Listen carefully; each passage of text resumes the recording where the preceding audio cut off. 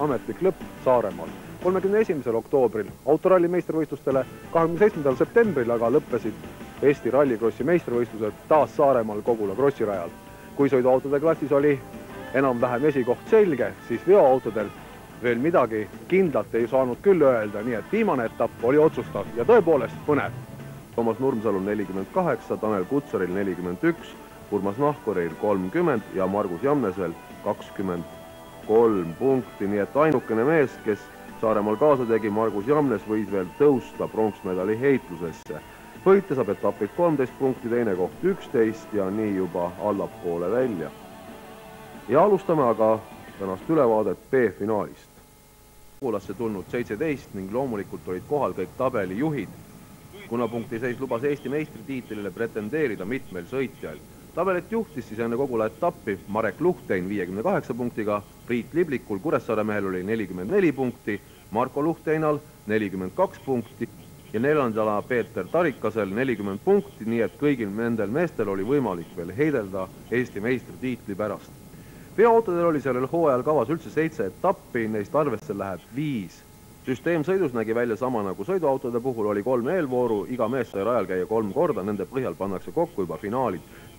Pilt tuleb aga juba B-finaalist, kus Peeter Karu kaotas vajalikke sekundeid, kuna auto kapott lendas lahti. B-finaalis olid sõitmas veel sellised mehed nagu 59 Allain Karuse, number 52 Rudolf Pipper, number 29 Rain Teras.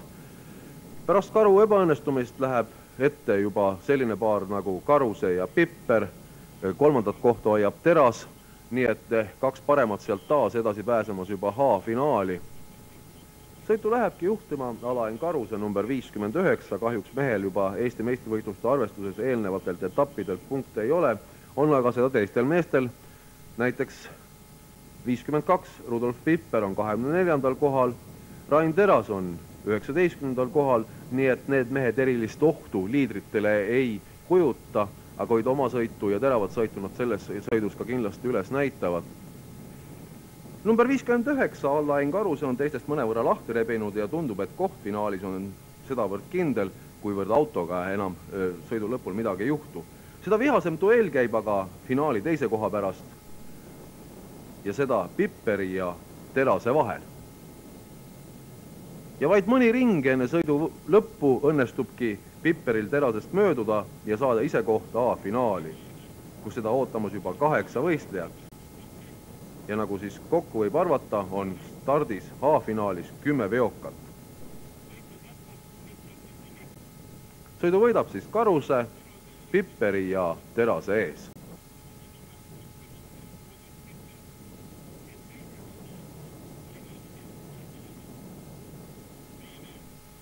Ja kohe-kohe algamas veoautode A-finaali sõit.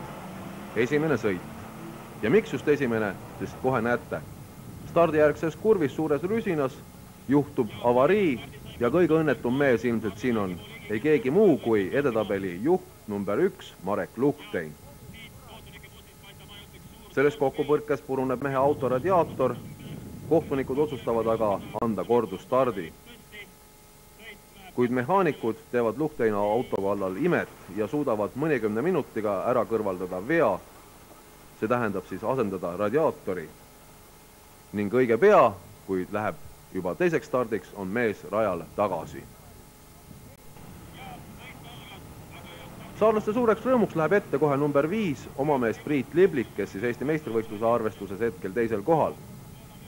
Ja kindlalt võimalus võita ka kuldmedal, juhul kui rajale tagasi tulnud Marek Luhtein ei suuda seda sõitu lõpetada. Teine on number 2 Veiko Liukanen, edasi number 9 Olev Helü, number 32 saarlane Andres Raamat. Marek Luhtein hoiab seni 6. kohta, mis on tema jaoks väga sobilik, et võita Eesti meistrivõistlused. Ringe läbitaksegi Libliku juhtimisel, teine on Liukanen ja 3. Olev Helü. Eesti meistrivõistlustel on siis sõidetud sellel aastal 7 etappi, esimene oli juba veebruarikuus Kogulas, seal võitis selle etapi Saaremaa omamees Priit Liblik. Teine etapp peiti maikuus Taalis, 3. Tapal, suvel oli taas Kogula etapp, on veel sõidetud Roosna Allikul ja eelmisel nädalavahetusel Vasalemmas, nüüd siis 7. etapp taas Kogulas ja kus selles sõidus on võitu võtmas Saaremaa omamees Priit Liblik. Vahepeal nägite pildis, kuidas rajal läheb ümber Rudolf Pipper autol number 52 ja selleks sõiduks ja selleks A-finaaliks on temale ka sõit lõppenud. Priit Liblik aga rühkimas taas finiši poole ringi järel, teine on Veiko Liukanen ja kolmas Olev Helü.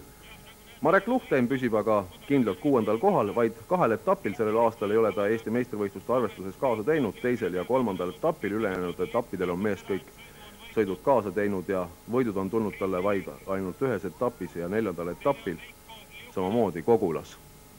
Finišis ongi esimene Priit Liblik, teine on Veiko Liukanen ja 3. Olev Helü Viljandimaalt. Marko Luhtein suutis oma kohta hoida ja kindlustada sellega koos ka endale Eesti meistritiitel.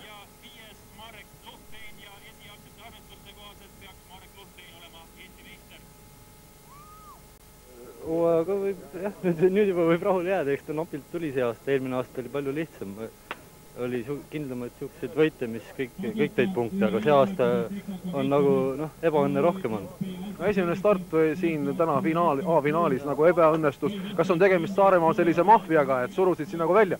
Ei, tähendab, olidki 2 nügijat, sattusin 2 nügija vahel, jäin kinni nende vahel. Ei aidanud pidurdamine ja gaasi andmine, olin täiesti kinni nende vahel. Järgmine aasta jälle proovid?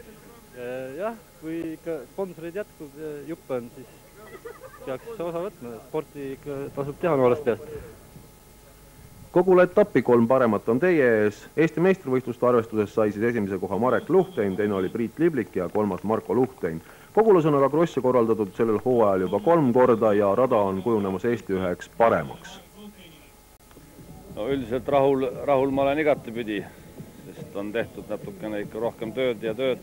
Sellega on nagu asi läinud paremaks ja võistlejatega võib rahule jääda ja publikuga ka igati, sest nemad on nagu ka osalised võistluste toetajad ja... No te olete sellest rajast juba kujundanud Eestis väga arvestava raja välja. Ma kindlasti usun, et ei tahaks sellel koha peal juba seisma jääda. Millised võib-olla on paari sõnaga tulevikuplaanid? No ikka kaugemale ja kõrgemale. Tahaks võib-olla kunagi isegi rahvusvahelist võistlust siin pidama hakata. Plaanid väikesed on.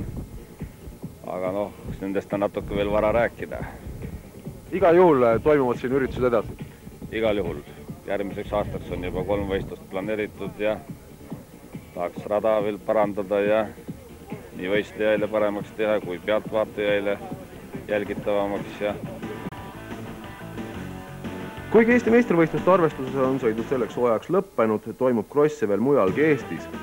Järgmisel nädalavahetusel võib Valgamaal Jaanikese motoarus näha taas ühte autokrossi, siis on põhitähelepanu all pagid.